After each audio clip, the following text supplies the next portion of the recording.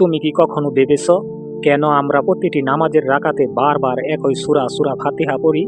সারা জীবনে এই একই সূরা কত হাজারবার পড়েছি, কিন্তু কেন? আল্লাহ আমাদের কি বোঝাতে চাচ্ছেন? সূরা ফাতিহা হলো দোয়া ও উপদেশের মিলিত সেতু, যা আল্লাহ নিজেই আমাদের মুখে তুলে দিয়েছেন। এটা কেবল একটি সূরা নয়, এটা আল্লাহর সাথে প্রত্যক্ষ কথোপকথন।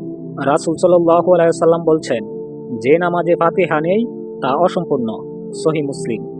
এই সূরা যেন আল্লাহ আমাদের প্রতিবার মনে করিয়ে দেন, এই জীবনের উদ্দেশ্য কি, আমাদের রবকে, আমাদের চাওয়া কি। আসো এবার আমরা একে একে সূরা ফাতিহার প্রতিটি আয়াত পড়ি এবং বুঝি আল্লাহ কেন এগুলো বারবার পড়তে বলেন। বিসমিল্লাহির রহমানির রহিম, অর্থাৎ পরম করুণাময় অতি দয়ালু আল্লাহর নামে শুরু করছি। এই আয়াত দিয়ে আমাদের প্রতিটি কাজ শুরু করা শেখানো হয়েছে, কারণ জীবনের শুরুটা যেন হয় আল্লাহর নাম নিয়ে। আলহামদুলিল্লাহি রাব্বিল আলামিন, অর্থাৎ সমস্ত প্রশংসা আল্লাহর, যিনি সকল জগতের প্রতিপালক। আল্লাহ চাইছেন আমরা তাকে কৃতজ্ঞতার সাথে স্মরণ করি, প্রতিদিন প্রতি রাকাতে, যেন ভুলে না যায় কার দয়া আমাদের জীবনের পিছনে। আর রহমানির রহিম, অর্থাৎ যিনি পরম করুণাময় অতিশয় দয়ালু, যেন আমাদের মনটা প্রতিবার নরম হয়, আমরা যেন কখনোই হতাশ না হই আল্লাহর দয়া থেকে। মালিক ইয়াউমিদ্দিন, অর্থাৎ বিচার দিনের মালিক তিনি। প্রতি রাকাতে আল্লাহ আমাদের স্মরণ করান এই দুনিয়া চিরস্থায়ী নয়, হিসাব হবে একদিন। ইয়াকা না'বুদু ওয়া ইয়াকা নাস্তাঈন, অর্থাৎ আমরা শুধু তোমারই ইবাদত করি এবং শুধু তোমারই সাহায্য চাই।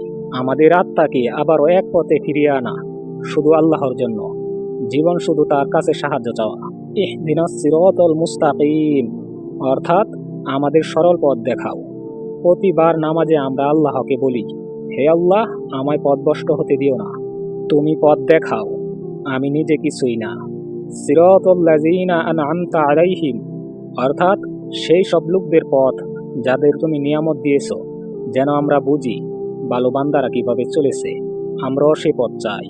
গায়রিল মাগদুবি আলাইহিম ওয়ালাদ-দাল্লিন, অর্থাৎ তাদের পথ নয় যাদের উপর গজব নেমেছে কিংবা যারা পথভ্রষ্ট। প্রতি রাকাতে যেন আমরা দোয়া করি, হে আল্লাহ, আমাকে কাফেরদের দলে করো না।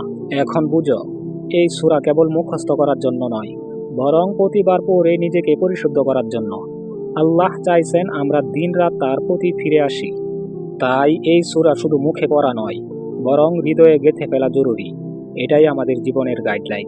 আল্লাহ এই সূরা দিয়ে আমাদের প্রতিদিন মনে করিয়ে দিচ্ছেন, হে আমার বান্দা, ভুলে যেও না, তুমি আমারই ইবাদত করো, আমারই সাহায্য চাও, আমি তোমায় পথ দেখাবো। রাসূল সাল্লাল্লাহু আলাইহি ওয়াসাল্লাম বলেন, আল্লাহ বলেন, আমিও আমার বান্দার মধ্যে সূরা ফাতিহা ভাগ করে দিয়েছি। সহিহ মুসলিম। প্রতিটি আয়াতে আল্লাহ আমাদের উত্তর দেন। এটা একটি আলোকিত কথোপকথন। সূরা ফাতিহা প্রতিটি রাকাতে রাখা হয়েছে, কারণ এই সূরাই তোমার চেতনা জাগিয়ে রাখে, এই সূরাই তোমায় বানিয়ে তোলে একজন মুসলিম।